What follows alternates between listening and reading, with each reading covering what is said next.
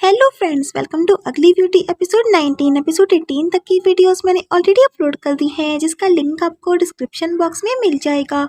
सो आगे हम देखते हैं चैनमो शियाओमो को फॉरेस्ट लेकर आता है तो वो उसे घूरते हुए देखती है तो वो कहता है, क्या तुम मुझसे अभी भी नाराज हो? सो ये उसी वजह से एंग्री है कि लास्ट नाइट उसने उसे प्रपोज नहीं किया था।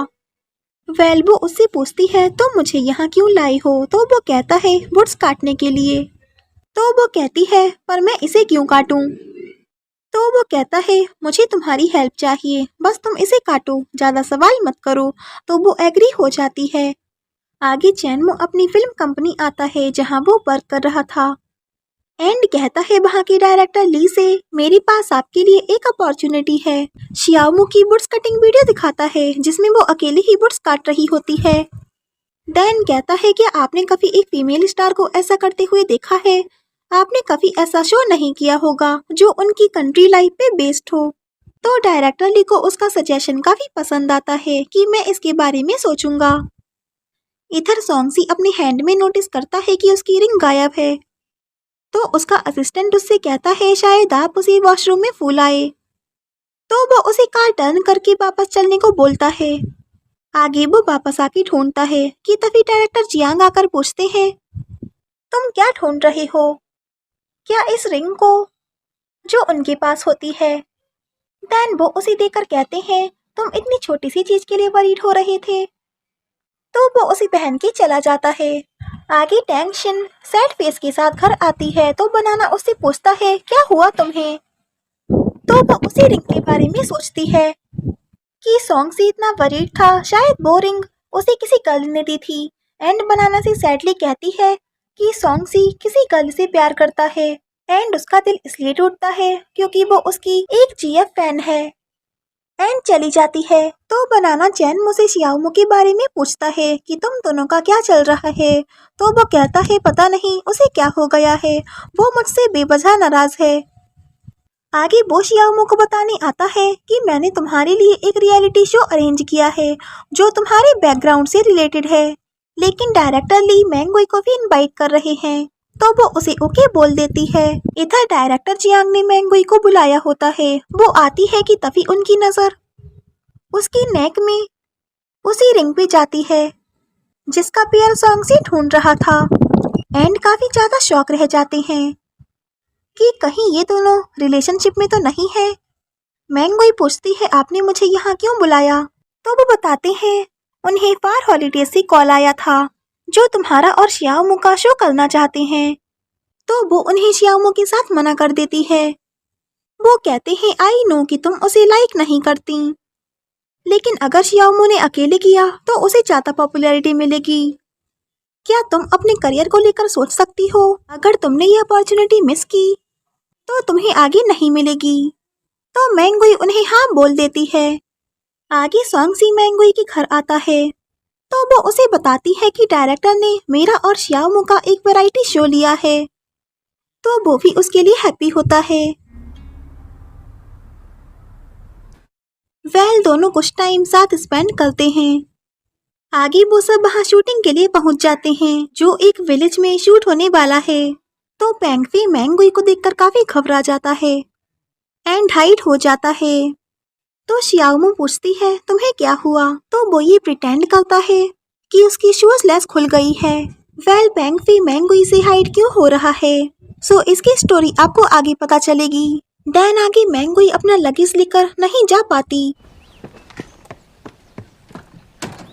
तभी शियाओमो पीछे से अपना लगेज लेकर भागते हुए चली जाती है एंड मैंगोई को देखकर उसकी हेल्प भी कर देती है। तो मैंगोई सोचती है इसके अंदर इतनी ताकत कैसे है। वेल इन्हें यहाँ 3 डेज तक रुकना है। तो प्लेस देखकर मैंगोई खुश नहीं होती क्योंकि उसे तो विलेज की आदत नहीं है। वेल उनका शूट वहीं से स्टार्ट हो जाता है। तभी सॉन्गजी आता है जो इस शो का होस्ट होता है एंड वो मैंगोई को सरप्राइज कर देता है। आगे वो उससे पूछती है तुमने इस शो में पार्ट क्यों लिया? तो वो कहता है मैं तुम्हें मिस कर रहा था इसलिए।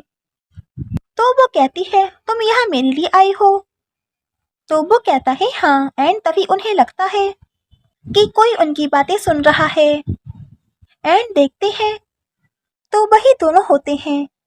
तो शियाओमू तो भाग जाती है, लेकिन सोंगसी चैनमो को पकड़ के पूछता है इसका क्या करें।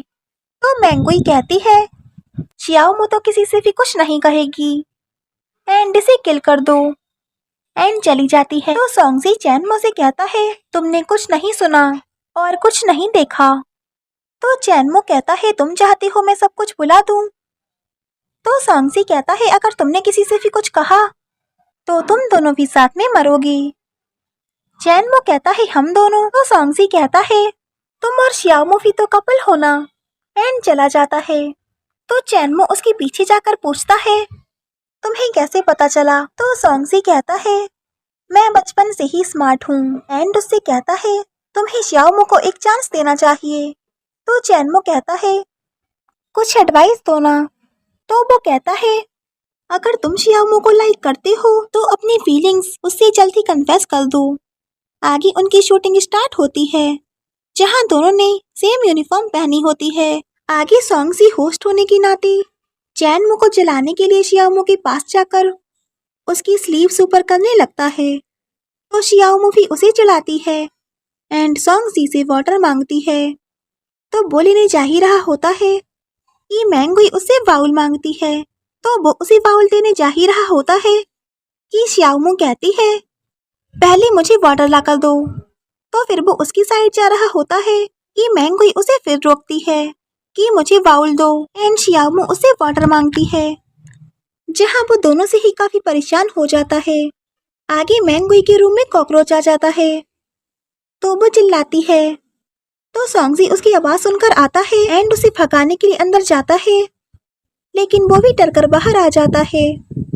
तभी शियाओमू आकर पूछती है क्या हुआ। तो वो कहता है इसके रूम में काफी बड़ा कॉकरोच है। तो वो अंदर जाती है एंड बाहर आकर पूछती है कितना बड़ा था। तो सोंगसी बताता है इतना बड़ा, एंड मैंगुई कहती है इतना बड़ा। तो शियाओमू कहती है लेकिन जो मुझे मिला है उसका साइज तुम दोनों की साइज से ही डिफरेंट है। वेल वो उसी फेंक के मैंगुई से कहती है अगर तुम्हें डर लग रहा है तो मेरे रूम में आकर सो जाओ। देन वो उसका रूम शेयर करती है, जहां शियाओमू नींद में हाथ पैर चलाती है। तो मैंगुई उसे घूर घूर के देखती है एंड उसकी हेयर्स भी साइड करती है। वेल नेक्स्ट गोल उनका ये होता है कि उन्हें 50 लोगों के लिए डिनर बनाना है एंड गांव के लोगों को इनवाइट करना है। तो आगे मैंगुई कुकिंग करती है, लेकिन उसे देखकर लगता है कि उसे बिल्कुल भी कुकिंग नहीं आती। आगे सोंगसी शियाओमू की हेल्प करने आता ही है कि तभी मैंगुई के चीखने की आवाज आती है एंड दोनों आकर देखते हैं उसने कुछ जला दिया है। तो शियाओमू मैंगुई का हाथ पकड़ के कहती है क्या तुम्हें हर्ट तो नहीं हुआ। देन खुद अंदर जाकर हैंडल करती है। तो मैंगुई के मन में उसके लिए गुस्सा कम हो जाता है। आगे चैनमो शियाओमू के पास आता है, तो वो फिश पकड़ने के लिए नेट बनाती है एंड कैमरामैन उन्हें शूट करता है। आगे वो फिशिंग के लिए जा रहे होते हैं कि कैमरामैन रास्ते में गिर जाता है एंड उसका कैमरा भी टूट जाता है। तो वो कैमरामैन को वापस भेजकर चैनमो के साथ अकेले ही फिशिंग के लिए आ जाती है, लेकिन तभी बारिश का मौसम हो जाता है। चैनमो उससे कहता है बारिश आने वाली है, हमें वापस चलना चाहिए। तो वो वही नेट फंसा कर वापस चली जाती है एंड आके दोनों बारिश एंजॉय करने लगते हैं, जहां वो चैनमो को चाइल्डहुड मेमोरीज के बारे में बताने लगती है जो उसकी बारिश से रिलेटेड होती हैं। एंड फिर चैनमो से पूछती है उसके चाइल्डहुड के बारे में। तो वो बताता है कि मेरे पेरेंट्स के साथ मेरा चाइल्डहुड काफी अच्छा रहा है, लेकिन उस एक्सीडेंट के बाद मेरी केयर मेरे अडॉप्टिव डैड ने की थी। कुछ सालों तक मैं काफी डिप्रेस्ड था, लेकिन मेरे डैड ने मुझे मेरे पेरेंट्स की तरह ट्रीट किया। मुझे लगा था कि मैं उन्हें अफोर्ड नहीं कर सकता। उनका एहसान चुकाने के लिए मैंने रिपोर्टर की जॉब की थी और तुमसे मिला। मैं काफी लकी था कि गॉड ने मुझे तुमसे मिलवाया। तो वो पूछती है क्या कहा तुमने। तो वो कहता है कुछ नहीं। तो वो कहती है लेकिन मैंने सुन लिया।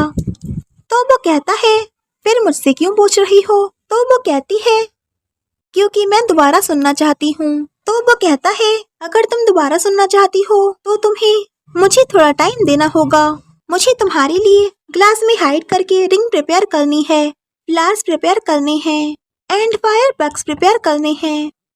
तो वो समझ जाती है कि चैनमो रेस्टोरेंट वाली कन्फेशन की बात कर रहा है, लेकिन वो कहती है तुम्हें वो सब करने की जरूरत नहीं है, मैं ऐसे ही सुनना चाहती हूँ। तो वो उससे फाइनली कन्फेस कर देता है कि एक नॉर्मल लाइफ की तरह मैं अपनी लाइफ तुम्हारे साथ स्पेंड करना चाहता हूँ। क्या तुम भी मेरे साथ अपनी लाइफ स्पेंड करना चाहती हो? तो वो कहती है ऑफ कोर्स एंड उसे किस करती है। सो रेनी किस के साथ ये एपिसोड यहीं एंड होता है। If you like this video, please like, share and comment, and yeah, don't forget press the bell icon. So thanks for watching this video. Bye bye and take care.